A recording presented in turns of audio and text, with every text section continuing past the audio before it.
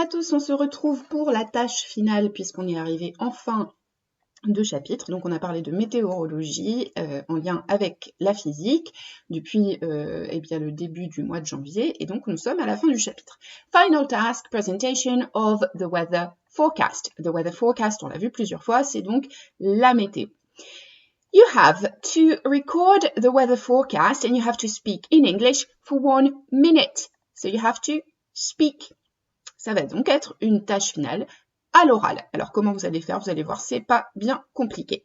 First, you have to use this document. So you have a map of the United States with different areas, different colors, and you have different expressions, okay?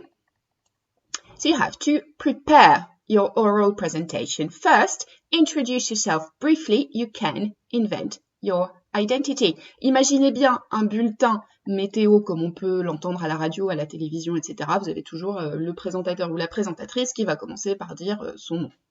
You can invent. Vous pouvez, mais c'est pas obligatoire, vous pouvez vous inventer une identité. C'est-à-dire vous inventer un nom de présentateur ou de présentatrice américaine qui présenterait le bulletin météo. C'est si vous voulez. Sinon, vous me donnez votre vrai nom. Check the names of the regions, Northwest, South, etc.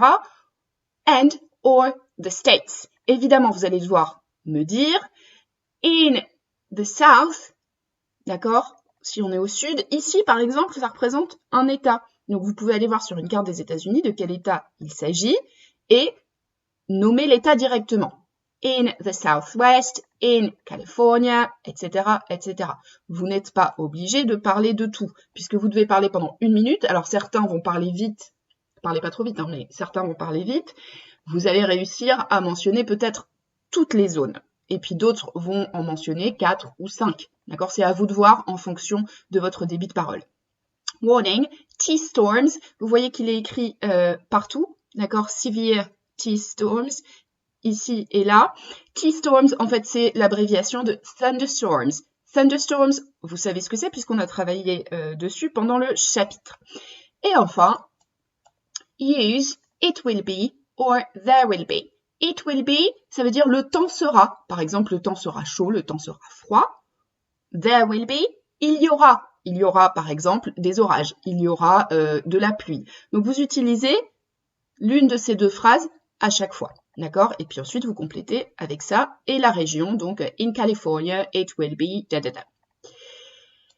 Then you have to record, so you have to check the pronunciation of difficult words. Il y a certains mots, peut-être vous allez vous dire, oulala, je ne sais pas du tout comment on fait pour prononcer ça. Par exemple, thunderstorms. Eh bien, comment vous faites? Vous allez sur Word Reference, vous tapez le mot, donc ici, thunderstorm. Et vous voyez que vous pouvez l'écouter. Alors, on y va. Thunderstorm. Vous pouvez choisir US, Thunderstorm. UK, etc., etc. Donc, entraînez-vous pour être sûr de prononcer au mieux. Je ne vous demande pas d'être bilingue, donc ne paniquez pas si vous trouvez que votre accent il n'est pas fantastique, etc., etc. Ça ne vous empêchera pas d'avoir une bonne note. Vous êtes en seconde, on ne s'attend pas à ce que vous soyez parfaitement bilingue. Check that you're not speaking too much or too little. Donc, je vous demande 1 minute, ça veut dire qu'en gros, votre minimum, ça doit être 50 secondes, votre maximum, ça doit être 1 minute 10, pas plus. Alors, je vous ai mis ici l'icône qui représente souvent les enregistreurs sur les téléphones, alors en fonction que vous avez un Android ou un iPhone ou autre. En tout cas, vous avez quasiment toujours sur le téléphone qui est déjà installé de base un enregistreur, vous l'utilisez.